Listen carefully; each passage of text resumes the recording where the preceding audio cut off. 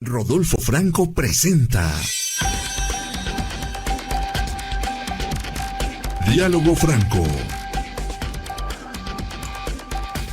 Porque la noticia hay que analizarla, encontrando las diferentes versiones en un diálogo franco, con el periodista y analista político Rodolfo Franco.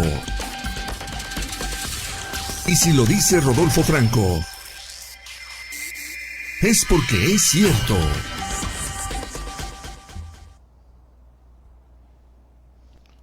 Bienvenidos a una edición más de Diálogo Franco. El día de ayer, los compañeros del estudio hacíamos una reflexión sobre la violencia que está aconteciendo en México. Es decir, la violencia no ha terminado. Bueno, platicamos del tema de Sinaloa, que sigue el enfrentamiento entre dos grupos antagónicos de la delincuencia organizada, pero hacíamos un barrido por todos los estados de la República Mexicana y decíamos, bueno, pues esto no para, esto no termina. También comentamos, hay que elaborar un corte de caja de los sacerdotes que han fallecido. De hecho, ayer por la tarde-noche lo publicamos, más de 10 sacerdotes han fallecido, algunos vinculados presuntamente con un pensamiento político, con algún favoritismo, y el tema es que más de 10 sacerdotes han fallecido. Y luego, después de este proceso electoral que acaba de concluir, ya cuando la presidente Claudia Sheinbaum se coloca la banda presidencial, bueno, tres alcaldes han fallecido también. No han fallecido, los han matado, los homicidios en contra de los políticos. Y nos quedamos reflexionando sobre esto y decíamos, creo que necesitamos retomar el tema, es muy importante volver a platicar sobre esto que aconteció en el pasado proceso electoral. Y precisamente Integralia Consultores publicó un reporte que se llama Reporte Final de Violencia Política, y es un balance de las elecciones del 2023-2024. Y para comentarles, este documento que usted puede ingresar a la página de Integralia Consultores, lo puede bajar y conocerlo. Ahí puede encontrar la información que está estructurada en 8 capítulos, en 8 temas, y me parece muy importante comentarlo, y por ello le hemos pedido a Carlos Rubio, que es el subdirector de Integralia Consultores, que nos ayude a desmenuzar este documento y a ponerlo en términos más coloquiales, porque luego a veces nos cuesta trabajo a los ciudadanos de a pie entender algunos conceptos, pero Carlos Rubio nos los puede comentar. Carlos, ¿cómo estás? Muy buenos días. Hola, buenos días. Muchísimas gracias por la oportunidad de platicar contigo y con el auditorio. Gracias a ti que eres tan gentil en tomarnos la llamada. De acuerdo al resumen ejecutivo que elaboran ustedes ahí en Integralia Consultores, este pasado proceso electoral que ya concluyó, ustedes documentaron 889 víctimas de violencia política, de los cuales de estas 889, 39 eran aspirantes a candidatos. Y comentan aquí, o establecen un dato que es de mucha valía. Las víctimas de violencia política se incrementaron en un 199.3%, es decir, casi 200% en comparación con el 2021, que fueron las elecciones intermedias. Un proceso lo podríamos calificar como de los más violentos o el más violento de la época moderna, Carlos Rubio.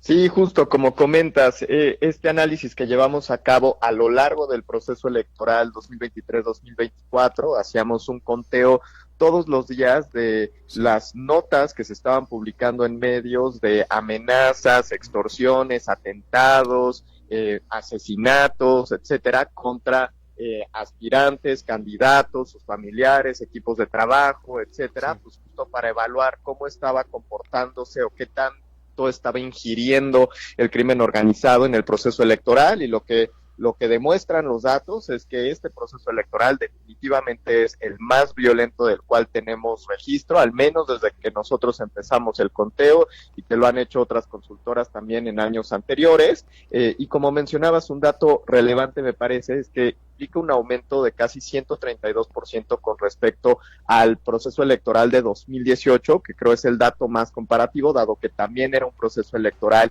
presidencial en el que se renovaba un amplio número de gubernaturas, alcaldías, etcétera. Entonces, pues es un aumento importante que revela el empoderamiento que adquirieron los grupos del crimen organizado en los últimos 6 años y el nivel de control que han logrado adquirir en varios territorios del país, que eso pues es realmente lo preocupante, ¿no? Estos atentados durante el proceso electoral tienen por objeto último que estos grupos del crimen organizado puedan interferir, controlar las estructuras gubernamentales, sobre todo locales, para poder operar con impunidad y controlar pues, los mercados ilícitos que operan en esas regiones.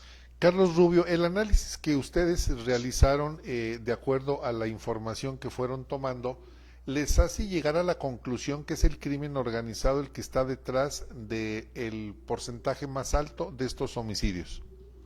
Correcto, efectivamente, nosotros estuvimos evaluando justo esos eventos en los que, al menos por lo que se reportaba en los medios, las notas, lo que se decía en torno a esos eventos, pues parecía que era el crimen organizado quien estaba detrás de esos atentados. Y un dato relevante es que de ese total 889 víctimas que mencionabas, sí, el 70% se concentraron en el nivel municipal, en el nivel de gobierno más bajo, y eso pues justo se explica porque es el nivel de gobierno más expuesto a este tipo de injerencias del crimen organizado, que tiene menos nivel de protección. Las policías municipales no cuentan con los recursos suficientes, el personal, el equipamiento, el entrenamiento, el respaldo de las instituciones federales para poder hacer frente a este tipo de intervenciones, injerencias, sí, y pues es justo por eso que concentra el mayor nivel de este tipo de atentados.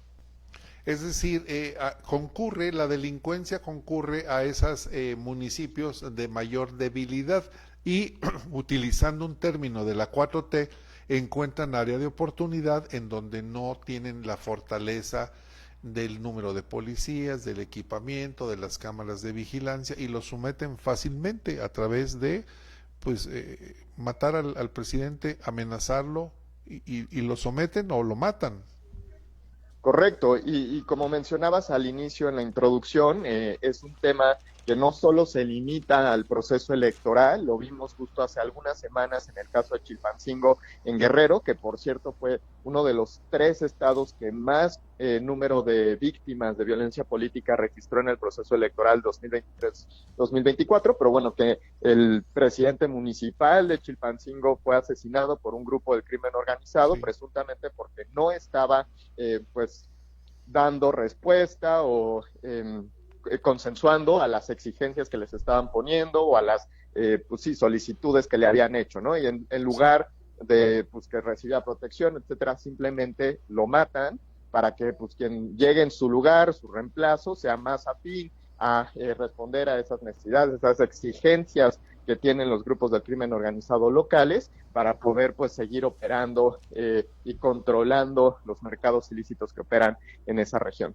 Y con ese mensaje, a propósito que mencionas de este alcalde, ahora exalcalde que falleció, que lo mataron en las tierras de Guerrero, en Chilpancingo, el mensaje es muy fuerte, le cortan la cabeza, lo decapitan, el cuerpo está multifragmentado, torturado, y entonces lo que nos hace pensar, esto es una simple presunción, de que el presidente sustituto, el que ya asumió, pues el señor está teniendo que doblarse ante, pues no queda otro pensamiento más que decir, la delincuencia organizada ya los venció y el señor asume, consciente de que mejor tiene que llevar una consonancia con los intereses de la delincuencia organizada para que sigan manejando, como dices, el control, o sigan teniendo el control que tienen de los mercados, porque, como decía, hasta el pollo, la venta de pollo lo controlan ellos. Sí, desafortunadamente esa es la lectura en varios territorios del país, en los que el crimen organizado ha llegado a tener un nivel de control tal que no tienen las autoridades, sobre todo municipales, la fortaleza para poder hacerle frente. Sí. En el sexenio anterior lo que vimos es que el gobierno federal no contó con una estrategia de seguridad integral que diera resultados y no hubo un apoyo contundente a los gobiernos estatales y municipales para hacer frente a estas injerencias del crimen organizado, y eso pues ha llevado a un enraizamiento muy importante, que pues ahora lo estamos viendo, por ejemplo, en el caso de Sinaloa, que por muchos años pues había registrado niveles de incidencia delictiva cada vez más bajos y un nivel de percepción de inseguridad pública relativamente bajo con respecto a otras entidades del país, pero que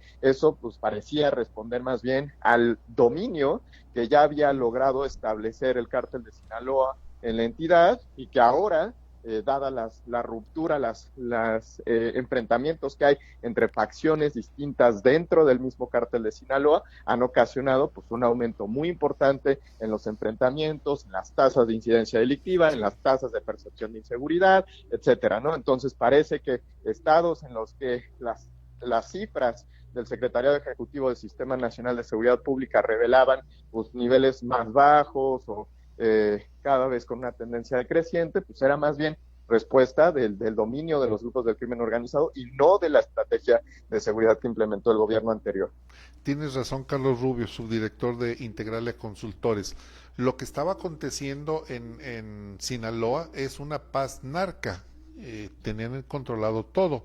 Se rompen los equilibrios entre esos dos grupos delincuenciales y lo que estamos viviendo es una explosión terrible de violencia. De hecho, hace unos minutos, hace una hora, cuando mucho, explotó un carro bomba en Acámbaro, en Guanajuato, otro de los estados más violentos. Pero me regreso al documento que ustedes elaboraron, el análisis, y me llama la atención algo, Carlos Rubio. Yo comentaba con mi compañero aquí en el estudio hace un momento, ¿por qué hay tantos personas de integrantes del partido Morena como víctimas o como personas que ya fueron asesinadas? Y me decía mi compañero, seguramente porque son los que tienen ya la mayoría de los gobiernos en el país, y creo que tiene lógica. No sé si ustedes tengan alguna análisis de por qué a los militantes de Morena les ha tocado bailar con la más fea. No, y justamente tiene razón Rodolfo, tu colaborador, en señalar que Morena tiene o registró en el proceso electoral de 2023-2024 el mayor número, la mayor proporción de víctimas de violencia política, simplemente porque ya controlaban el mayor número de territorios, gobiernos estatales y municipales a nivel nacional.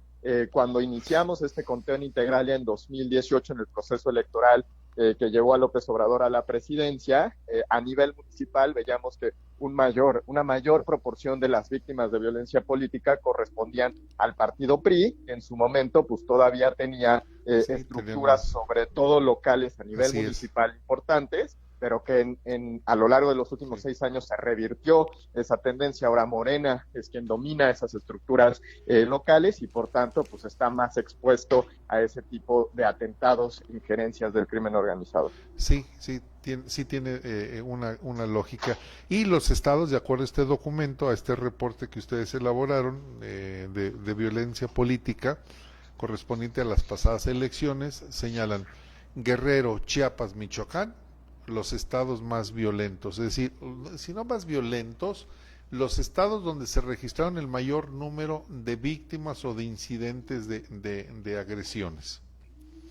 Correcto, justo son esos 3 estados que mencionas. Puebla también aparece ahí como un cuarto, los que tienen el mayor o registraron el mayor número de incidentes de violencia política en este proceso electoral. Ahí destaca Chiapas, que de hecho no formaba parte de los rankings que habíamos estado elaborado en los procesos electorales anteriores, y pues eso responde a la crisis de inseguridad que está viviendo el Estado en los últimos meses, prácticamente el último año, y que de acuerdo con el último dato que publicó la Encuesta Nacional de Seguridad Pública Urbana de la INEGI, pues ya también se revela en términos de la percepción de inseguridad. Tapachula, Chiapas, se posicionó en el primer lugar nacional en términos de percepción de inseguridad, con más de 90% de la población sintiendo que su ciudad es insegura. Entonces, pues eso también se reveló en este proceso electoral, con un alto número de incidentes de violencia política. Finalmente fue un espejo. Déjame preguntarte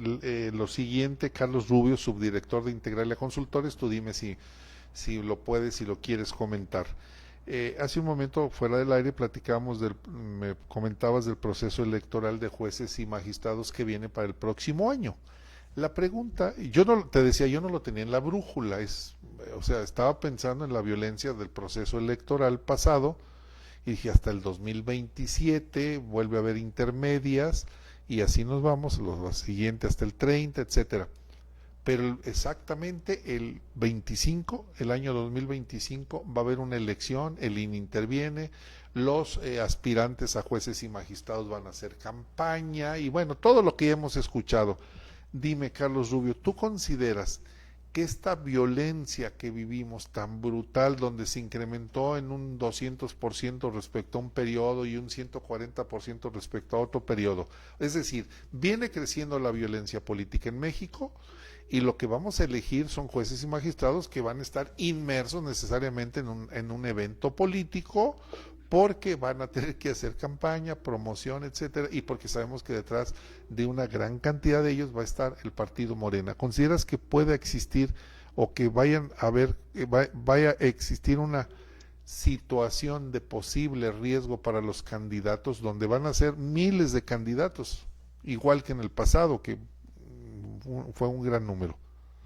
Sí, justo como comentas, ahí pues creemos que existen dos riesgos. Por un lado, todavía no está claro exactamente, faltan las leyes secundarias y lo que estipula el INE, etcétera, Sí. pero cómo se va a hacer el financiamiento de esas campañas que tienen que hacer jueces, magistrados y ministros en todo el país en el proceso electoral extraordinario que se va a llevar a cabo en 2025, y pues ahí está el riesgo de que una parte de ese financiamiento provenga de fuentes ilegales, ilícitas, de Correctos. estos grupos Sí. del crimen organizado, que en última instancia pues obligue o haga suponer que los juzgadores electos tengan que resolver pues conforme los intereses de esos grupos que los apoyaron en sus Sí. procesos de campaña, lo cual obviamente es un riesgo enorme para el sistema de procuración de justicia en México y para los altos niveles de impunidad que prevalecen en el país. Y por el otro lado, pues está el riesgo justo de que quienes se nieguen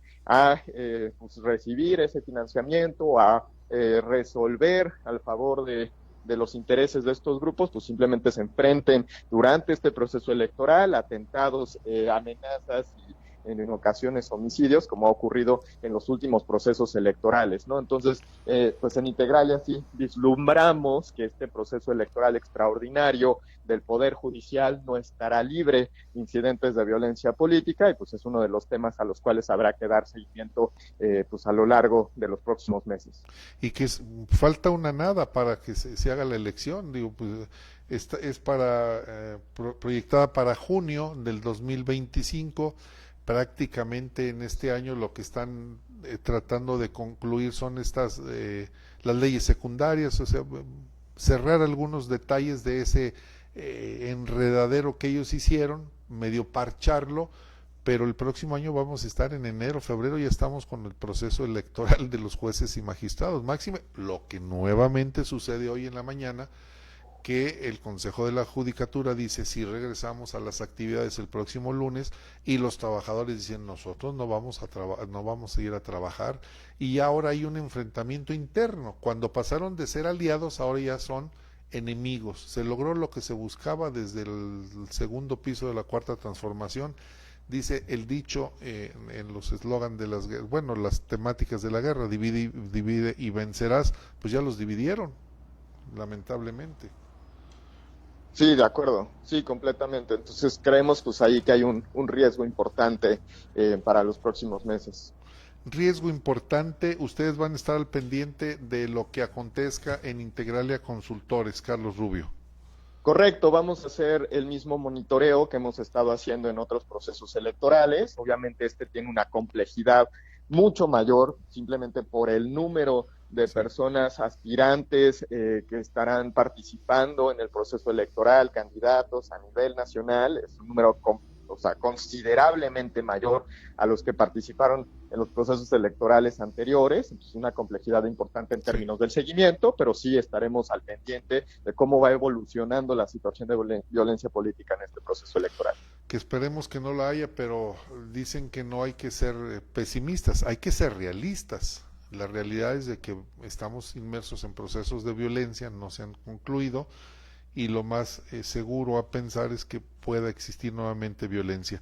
Carlos Rubio, subdirector de Integralia Consultores, yo te quiero agradecer la gentileza de tomarnos la llamada y comentarnos este reporte importante de violencia política. Todo lo que ustedes documentan es valiosísimo porque este documento es un documento histórico y quienes no revisen hacia el pasado, quienes no quieran ir hacia atrás, estarán cometiendo un gravísimo error. Venimos observando procesos cada vez más, en México, procesos electorales cada vez más violentos, y lo más grave de todo esto, cuando vemos estos documentos, Carlos Rubio, es que estamos aprendiendo a normalizar la violencia, y decíamos, bueno, antes mataban 2, ahora matan 3, ahora matan 15, y te lo digo porque desde donde transmitimos en Aguascalientes, pues rebasamos ya 95 homicidios dolosos, que pues sí, dicen los de Guanajuato, pues no es nada, pero antes no los teníamos, y entonces comenzamos a normalizar, y eso es lo grave del asunto, que se nos haga un panorama cotidiano y normal, que el crimen esté pisando fuerte en prácticamente todos los ámbitos de la vida pública. Eso es lo grave del asunto. Correcto, y justo como dices, creo que hemos, como mexicanos, como sociedad, pasado por un proceso de normalización de una situación de violencia que definitivamente no es normal, y que se refleja también incluso en las encuestas que hace el INEGI de percepción de inseguridad, que pues van a la baja, y pues tiene que ver con este proceso comparativo, justo como dices. Vemos en las noticias que en Chilpancingo están asesinando al alcalde de una forma violenta, que en Guanajuato hay una bomba, y pues eso, comparativamente, en mi ubicación no está pasando, entonces yo no estoy tan mal como otras ciudades, como otras entidades, entonces pues yo no percibo ese nivel de inseguridad pública que prevalece en otras entidades, en otros municipios, ¿no? Entonces es un proceso de normalización que es peligroso como sociedad, y que definitivamente es una de los retos que enfrentará pues la nueva administración de Claudia Sheinbaum. Así es, que por cierto ustedes le hacen unas recomendaciones en uno de los apartados, tienen retos y oportunidades para un nuevo sexenio, ahí le comentan a ustedes lo que es importante, que debe de tomar en cuenta y realizar. Esperemos que haga caso. Carlos Rubio, muchísimas gracias, te mando un fuerte abrazo. Gracias, igualmente, que tengas buen día, Rodolfo, hasta luego, buen día. Hasta luego, buen día para Carlos Rubio, él es el subdirector de Integralia Consultores. Yo creo que es algo que es muy importante, es aprender a evaluar lo que está pasando. Algo importante es evaluar, y que nos atemoricemos y que nos espantemos y que alcemos la voz. No podemos seguir manejando un escenario de sangre, de asesinatos, de violencia. Eso ya no puede seguir existiendo en México. Debemos de ir hacia atrás. Mire lo que aconteció en la mañana. Un carro bomba explota en la cercanía de unas instalaciones de la policía en Acámbaro, en el estado de Guanajuato. Acámbaro, límites, atraviesa un río y ya es el estado de Michoacán. ¿Cómo es posible que ya estemos a este nivel de bombas, bombas lanzadas por los drones? Este nivel de violencia es inédito, pero insisto, no debemos de acostumbrarnos a él. No debemos de acostumbrarnos, y hay que alzar la voz, y nosotros al menos vamos a seguir alzando la voz. Yo le quiero agradecer que nos haya acompañado en esta emisión de Diálogo Franco. Le hago la atenta invitación, bueno, el día de mañana, la invitación es para que nos veamos a las 9 de la mañana en la Mesa de la Verdad con José Luis Morales, y nos vemos el próximo lunes